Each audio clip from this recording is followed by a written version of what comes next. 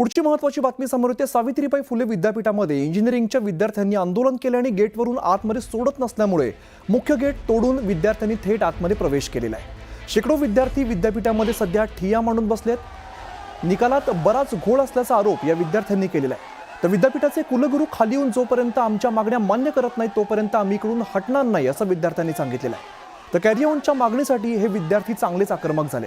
पुण्यामधली आपण सगळी दृश्य बघतोय। खरं तर मोठ्या संख्येने विद्यार्थी या ठिकाणी एकत्र आले होते आणि आत सोडत नाहीत म्हणून थेट गेट तोडत ते आतमध्ये दाखल झालेले आहेत।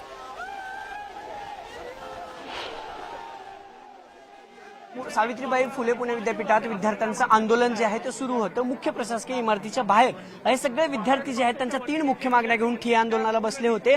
400 ते 500 विद्यार्थ्यांनी बॅरिगेट्स तोडत गेट ओलांडत आतमध्ये प्रवेश केला होता। पण आत्ताच विद्यापीठाचं प्रशासनाचं एक जे आहे ते समिती येऊन गेली, विद्यार्थ्यांना सांगण्याचा प्रयत्न केला, पण हे विद्यार्थी अजूनही ठाम आहेत। 2 दिवसात निर्णय घेऊ असं सांगण्यात आले तुम्हाला। पण काय सांगितलं नेमकं आता विद्यापीठाचे जे प्रशासकीय अधिकारी खाली होते त्यांनी तुम्हाला काय निरोप दिला कुलगुरूंच्या बाबतीत किंवा प्रकुलगुरूंच्या बाबतीत?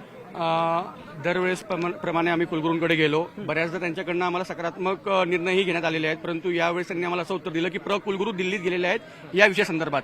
आता प्रश्न आम्हाला एक आहे, यापूर्वी हा निर्णय झालेला आहे, या प्रकाराचा निर्णय झालेला आहे तो पुण्यातच झालेला बोर्ड ऑफ एज्युकेशन जे म्हणजे BOE तर्फे झालेला आहे आणि कुलगुरूंच्या अखत्यारीतला हा विषय आहे।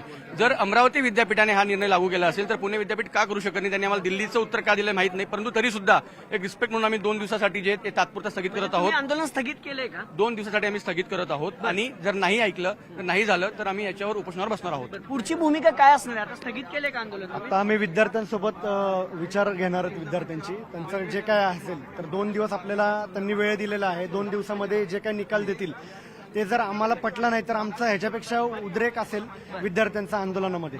खरं तर आता एक प्रशासकीय अधिकारी येऊन गेले, या सगळ्यांना समजवण्याचा प्रयत्न केला। 2 दिवसासाठी स्थगित करा, 2 दिवसात निर्णय घेऊ असं सांगितलं। आपल्यासोबत काही विद्यार्थिनी आहेत, गेल्या 1 तासापासून या देखील या उन्हात या विद्यार्थ्यांनी बसलेले आहेत। ताई, प्रशासकीय अधिकारी खाली होते, काय सांगितले त्यांनी तुम्हाला? त्यांनी परत आम्हाला 2 दिवसाचा टाइम मागितला। याच्या आधी पण आम्ही 8 तारखेला आलो होतो, त्यांनी 2 दिवसाचा टाइम मागितलं होतं। आम्ही त्यांना 4 दिवस टाइम दिलं, ते 12 तारखेपर्यंत टाइम मागितलेलं, पण त्यांनी आम्हाला काहीच कळवलेलं नाही। त्याच्यामुळे आज आम्ही परत इथे आहोत आणि आज ते परत आम्हाला 2 दिवसाचा टाइम मागतात। त्याच्यामुळे यावेळेस आम्ही जोपर्यंत GR भेटत नाही तोपर्यंत आम्ही जाणार नाहीये। विद्यार्थ्यांना GR भेटण्यावरती ठाम आहेत। ताई, त्यांनी तुम्हाला 2 दिवसाची वेळ मागितली आहे कुलगुरू?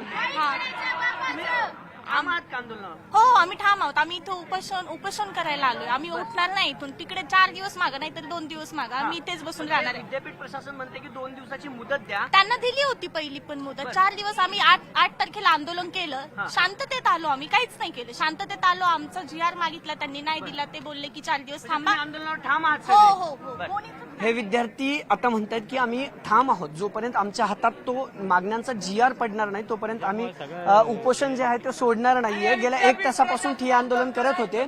कुलगुरूंकडून एक समिती देखील खाली आली, प्रशासकीय अधिकारी, पण हे विद्यार्थी मात्र अजूनही घोषणाबाजी सुरू आहे। जोपर्यंत GR हातात येत नाही तोपर्यंत आम्ही घोषणाबाजी थांबवणार नाही अशी मागणी या विद्यार्थ्यांनी केलेली पाहायला मिळते। खरं तर जे कॅरी ऑनचा विषय आहे किंवा रिचेकिंगचा विषय आहे किंवा ज्या फेर तपासण्या आहेत त्या वेळेवर होत नाहीत किंवा त्याच्यामध्ये मोठा भ्रष्टाचार झाल्याचा आरोप या विद्यार्थ्यांनी केलाय आणि प्रशासकीय अधिकारी भेटून गेले तरी देखील हे विद्यार्थी अजूनही त्यांच्या मागणीवर ठाम आहेत। GR मिळेपर्यंत आम्ही उपोषण आणि आंदोलन सुरूच ठेवू अशी खरं तर असं या विद्यार्थ्यांचं म्हणणं आहे। कॅमेरा पर्सन सचिन हंचाटेसह अभिजित पोते, न्यूज 18 लोकमत, पुणे।